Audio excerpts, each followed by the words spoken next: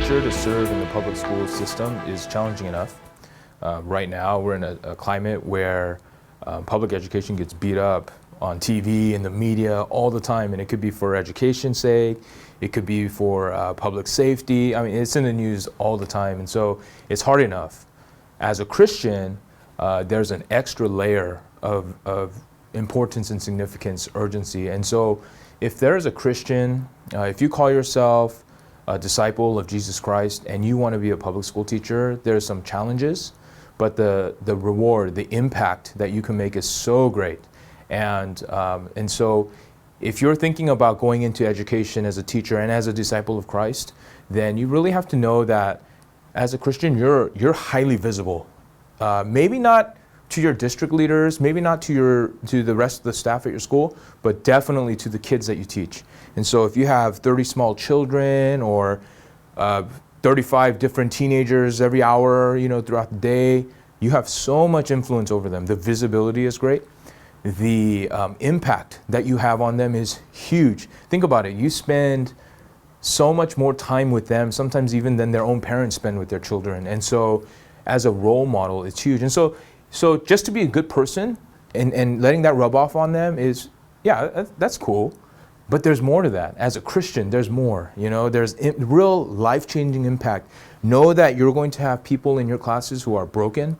They come from broken families. They come from a neighborhood of drugs. They come from poverty. They come from homelessness. They come from even places where none of that exists, and maybe they don't have any idea that this is going on in the world. So you have all these students in your class, and your job as a public school educator is to impact them. The challenge is great because you can't just preach the gospel in the class. Because if you do that, you'll lose your credential, and you won't have a job. And then you have to go to a different seminar, which is how do I get a new job? Because you don't have a job anymore. But what you can do is you can love on them, you can care for them, you can lead them as a role model, you can support them, be the shoulder to cry on. So essentially, you're not just a teacher, but you're a pastor, you're a parent, you're an advocate, they're a lawyer. I mean, you're everything. Remember, you're dealing with students that come from really broken families.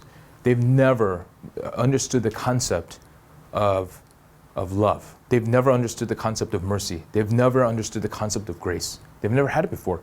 So on Monday, the opportunity that you have to do that for a child is, to be the first person to just say, hey, I really like having you in my class. Sure, you talk a lot, but you say some pretty brilliant things, and I just want to let you know that you're pretty special. I mean, and it's the first time they're hearing that.